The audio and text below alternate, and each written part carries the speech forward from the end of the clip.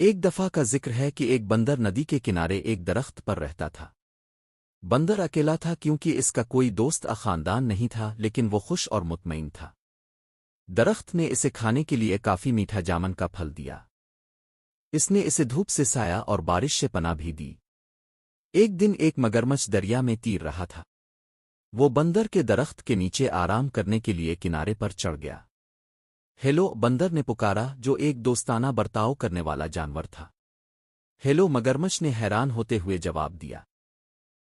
کیا تم جانتے ہو کہ مجھے کھانا کہاں سے مل سکتا ہے؟ اس نے پوچھا۔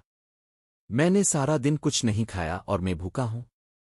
اب آپ سوچ رہے ہوں گے کہ مگرمچھ بندر کو کھا جانا چاہے گا، لیکن یہ بڑا ہی شفیق اور شریف مگرمچھ تھا، اور یہ خیال کبھی اس کے دماغ میں نہیں آیا۔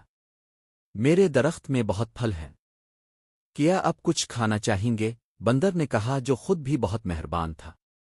اس نے جامن کا کچھ پھل مگرمچھ کی طرف نیچے پھینک دیا۔ مگرمچھ اتنا بھوکا تھا کہ اس نے تمام جامن کھا لیے، حالانکہ مگرمچھ عام طور پر پھل نہیں کھاتے تھے۔ اسے میٹھا میٹھا پھل بہت پسند تھا، اور گلابی گودے نے اس کی زبان کو جامنی بنا دیا۔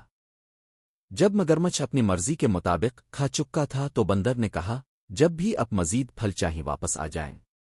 جلد ہی مگرمچھ ہر روز بندر کے پاس آتا تھا۔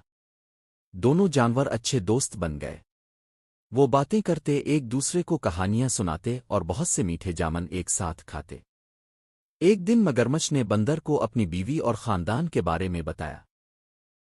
بندر نے کہا، آج واپس جاتے وقت اپنی بیوی کے لیے بھی کچھ پھل لے جانا۔ مگرمچھ کی بیوی کو جامن بہت پسند آئے۔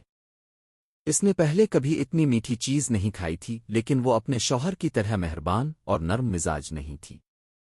اس نے اپنے شوہر سے کہا، تصور کیجئے کہ بندر جب یہ جامن روزانہ کھاتا ہے تو اس کا ذائقہ کتنا میٹھا ہوگا۔ مہربان مگرمچھ نے اپنی بیوی کو سمجھانے کی کوشش کی کہ وہ بندر کو نہیں کھا سکتا۔ وہ میرا سب سے اچھا دوست ہے، اس نے کہا۔ مگرمچھ کی لالچی بیوی نہ سنتی۔ اپنے شوہر سے وہ کام کروانے کے لیے جو وہ چاہتی تھی، اس نے بیمار ہونے کا بہانہ کیا۔ میں مر رہی ہوں اور صرف ایک پیارے بندر کا دل ہی مجھے ٹھیک کر سکتا ہے، اس نے اپنے شوہر کو پکارا۔ اگر تم مجھ سے محبت کرتے ہو تو تم اپنے دوست بندر کو پکڑو گے اور مجھے اس کا دل کھانے دو گے۔ بیچارے مگرمچھ کو سمجھ نہیں آ رہی تھی کہ وہ کیا کرے۔ وہ اپنے دوست کو کھانا نہیں چاہتا تھا، لیکن وہ اپنی بیوی کو مرنے نہیں دے سکتا تھا۔ آخر کار اس نے فیصلہ کیا کہ اسے کیا کرنا ہے، اور اگلی بار جب وہ بندر کے پاس گیا تو اس نے اس سے کہا کہ وہ اس کی بیوی سے ملنے آئے، کیونکہ وہ جامن کے خوبصورت پھل کے لیے ذاتی طور پر اس کا شکریہ ادا کرنا چاہتی تھی۔ بندر خوش ہوا، لیکن کہا کہ وہ نہیں جا سکتا کیونکہ وہ تیرنا نہیں جانتا تھا۔ اس کی فکر نہ کرو، مگرمچھ نے کہا، میں تمہیں اپنی پیٹھ پر لے کر جاؤں گا۔ بندر راضی ہو گیا اور مگرمچھ کی پیٹھ پر کود کر بیٹھ گیا۔ چنانچہ دونوں دوست گہرے چوڑے دریا میں چلے گئے۔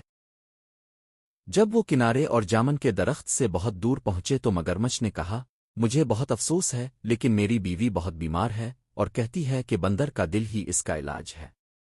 مجھے ڈر ہے کہ مجھے تمہیں مارنا پڑے گا، حالانکہ میں ہماری باتوں کو یاد کروں گا۔ بندر نے جلدی سے سوچا اور کہا، پیارے دوست، مجھے تمہاری بیوی کی بیماری کا سن کر بہت افسوس ہوا۔ مجھے خوشی ہے کہ میں اس کی مدد کر سکوں گا، لیکن میں نے اپنا دل جامن کے درخت میں چھوڑ دیا ہے۔ کیا آپ کو لگتا ہے کہ ہم واپس جا سکتے ہیں تاکہ میں اسے لا سکوں؟ مگرمچھ نے بندر کی بات مان لی۔ وہ مڑا اور تیزی سے تیر کر جامن کے درخت کی طرف گیا۔ بندر اس کی پیٹھ سے چھلانگ لگا کر اپنے درخت کی حفاظت میں چڑھ گیا۔ میں نے سوچا کہ اب میرے دوست ہیں، اس نے پکارا۔ کیا تم نہیں جانتے کہ ہم اپنے دل کو اپنے اندر رکھتے ہیں؟ میں پھر کبھی تم پر بھروسہ نہیں کروں گا اور نہ ہی تمہیں اپنے درخت کا پھل دوں گا۔ چلے جاؤ اور واپس نہ آنا۔ مگرمچھ نے اپنے آپ کو بہت بے وقوف محسوس کیا۔ اس نے ایک دوست اور اچھے میٹھے پھل کی فراہمی کھو دی تھی۔ بندر نے خود کو بچا لیا تھا کیونکہ اس نے جلدی سوچ لیا تھا۔ اس دن سے اس نے پھر کبھی مگرمچھوں پر بھروسہ نہیں کیا۔